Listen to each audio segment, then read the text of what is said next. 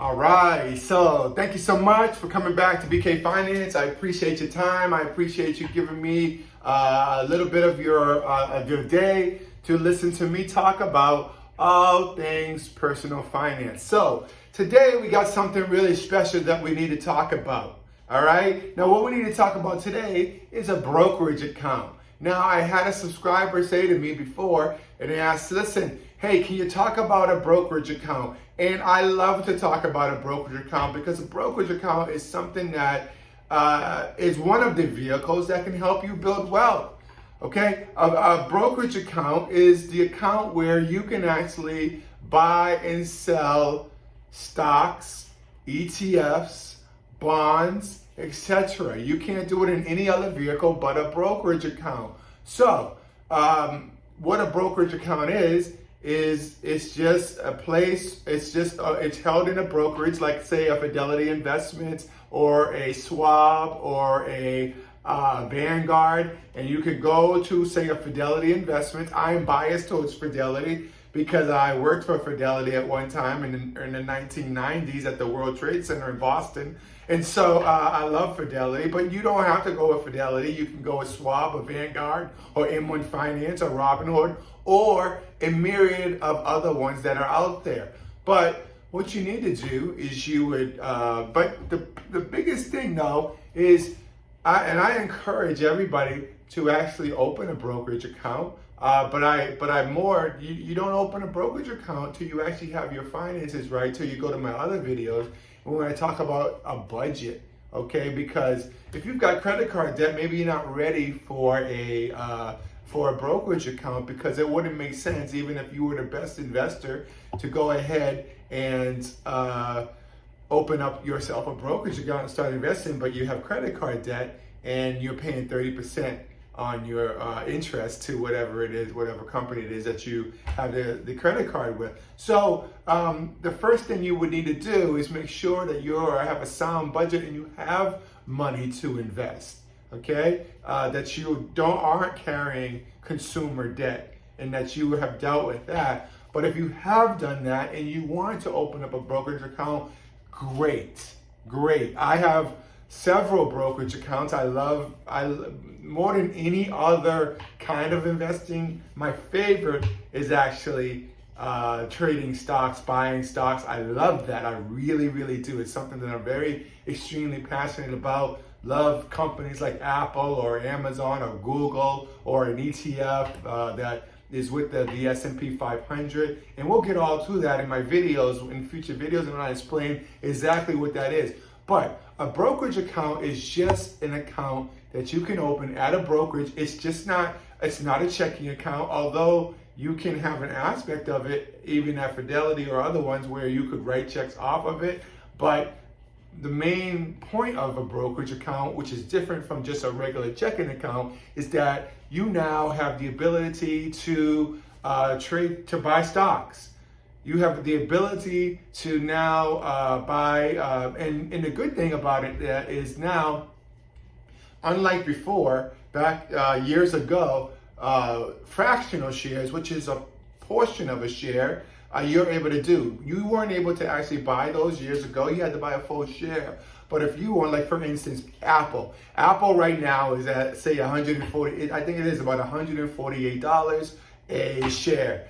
But maybe you don't have $148 to buy Apple, so you're going to say, well, I can't do it. The good thing is you could actually start a brokerage account for as little as $10. So if you went to Fidelity and you opened up an account at Fidelity and you transferred in, say, $20, you actually could, because now Fidelity and M1 Finance, and there may be others, but I know those two specifically, you can now buy fractional shares. So that means that you could actually buy $10 worth of Apple as opposed to needing to buy the full share.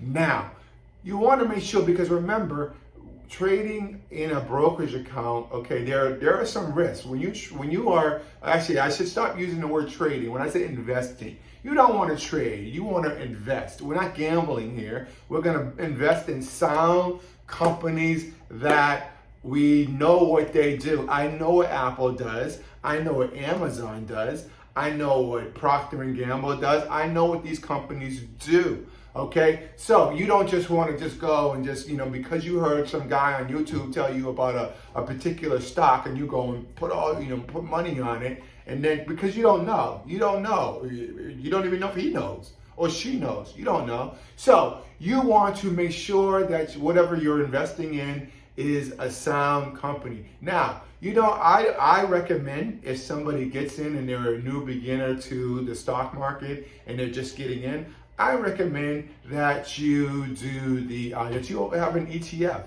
or an ETF. Excuse me. You have an ETF. All an ETF is an exchange traded fund. Okay, an exchange traded fund is a fund that tracks a specific index. Like for instance, the S&P 500. The S&P 500 is the top the top 500 companies in the United States. If you look at any index fund that tracks the S&P 500, you'll see in the top 10 companies, because there's 500 of them, but the top 10 is usually going to be companies like Google, Apple, Microsoft, Amazon, Berkshire Hathaway. Those kind of companies, those are usually going to be in the top 10, maybe Visa or MasterCard. You usually have that within the S&P 500 index funds, all right? And the amazing thing is you can get a fund that can track anything, okay? That pretty much every sector of the stock market, you can actually get an index fund. They have index funds that track the airplanes and it's called jets. I'm not telling you to go do that. I'm just telling you that they're there. But before I would not recommend anybody getting into an individual stocks, and I will do future videos on specifically on ETFs, on specifically on individual stocks, and specifically on that. But a brokerage account is a great tool, but you must do your own homework and research on it before you just open one up and just start trading. You don't want to do that, all right? You want to know what you are doing. But that is how you go to a Fidelity, you go to a Schwab, you go to a Vanguard, and you just go on to their website and you open and it's very simplistic. Go in there and open a brokerage account, and it'll ask you for all your information. Okay, but before you do that, you want to make sure that you know what you are doing. You're doing your diligence and research. But it is great. I love it.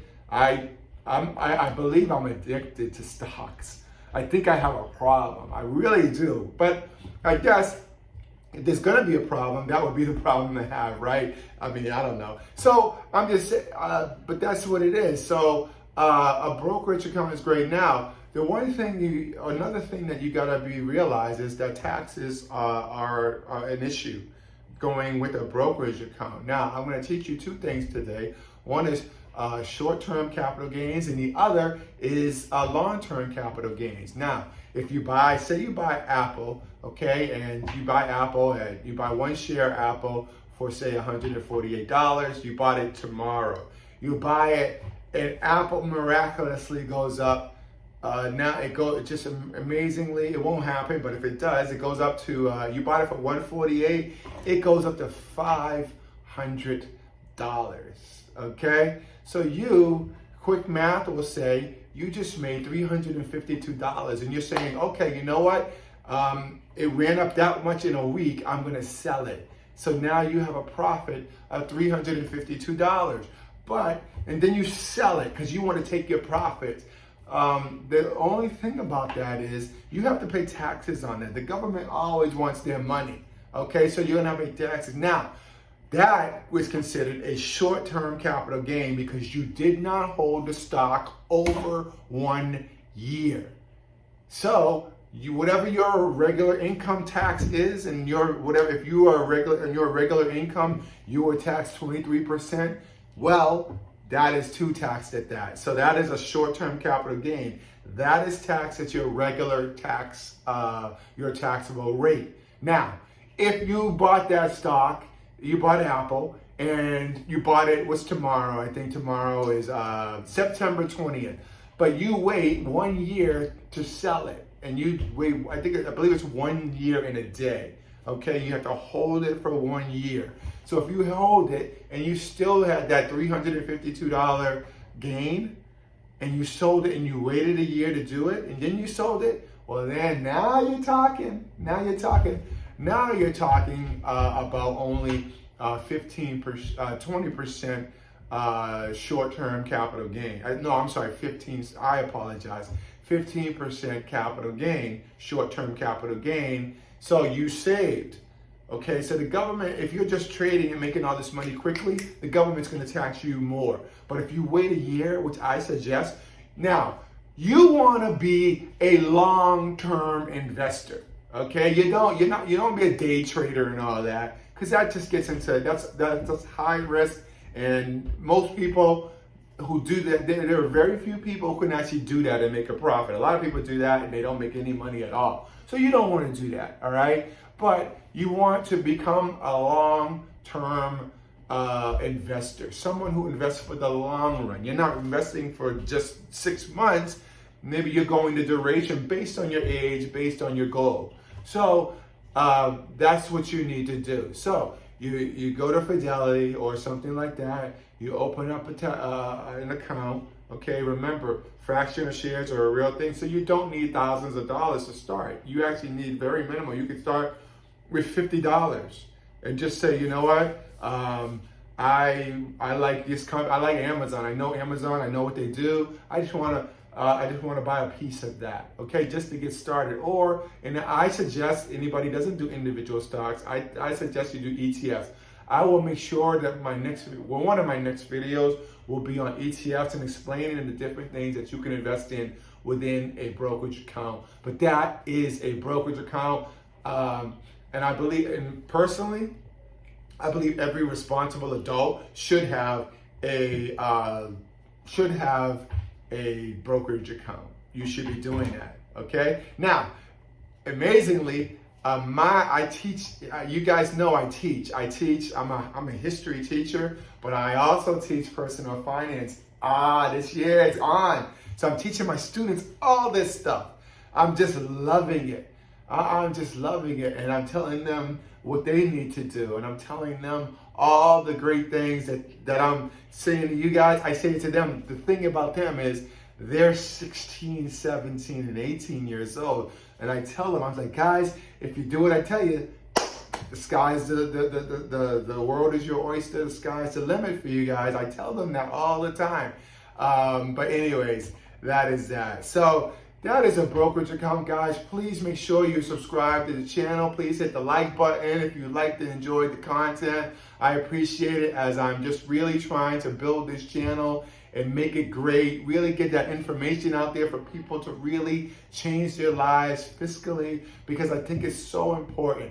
I'm gonna come back with a little video, an idea that I have, and you guys can tell me what you think, but please leave a comment or anything. Please tell your friends about my channel, because I really want to build out the channel and really do some great things. So I appreciate the time.